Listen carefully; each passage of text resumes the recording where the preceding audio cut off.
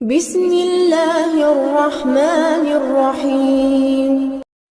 ضروری نہیں ہے کہ جو مانگا جائے وہ اسی وقت مل جائے، اور یہ بھی ضروری نہیں کہ جو نصیب میں نہیں لکھا پھر وہ کبھی نصیب کا حصہ نہیں لکھا جائے گا۔ بس یہ سارے وقت کی ترتیب ہے، سب کچھ اللہ رب العزت کی منصوبہ سازی ہے۔ تمہارے سوچے ہوئے وقت کے مطابق نہ صحیح، مگر جو بھی ہوگا تمہاری رضا کے مطابق ہی ہوگا۔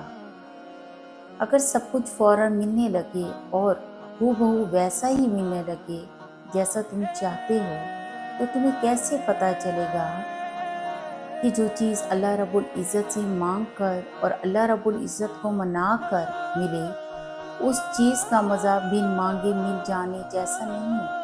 اور اگر نیند آنکھوں میں اترنے لگے تو تم کیسے رات کے اندھیروں میں وہ سرگوش نہ سن سکو گے جو اللہ اور تمہارے درمیان ہوتی ہیں۔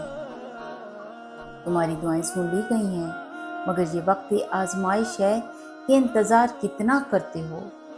تمہارا سکون بس یہ بات خود کو سمجھا لینے میں ہے کہ جو بھی ہوا اللہ رب العزت کی رضا سے ہو، اور جو بھی ہوگا اللہ کی رضا سے ہی ہوگا۔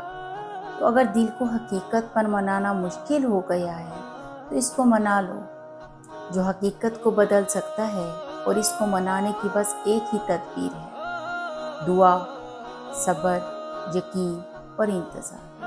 ہر چیز کو کسی نہ کسی مقصد کے تحت تم سے وابستہ یا پھر تم سے دور کیا جاتا ہے، اور وہ مقصد تم کبھی نہیں جان سکتے۔ بس تمہیں اتنا یقین رکھنا ہے کہ وہ مقصد خدا ہے، اور جو وہ جانتا ہے وہ تم کبھی جان نہیں سکتے۔ بس مطمئن رہو کہ جس کے ہاتھ میں تمہارا نصیب ہے وہ معجزوں کا بادشاہ ہے، اور اس سے بہتر کوئی مصنف نہیں۔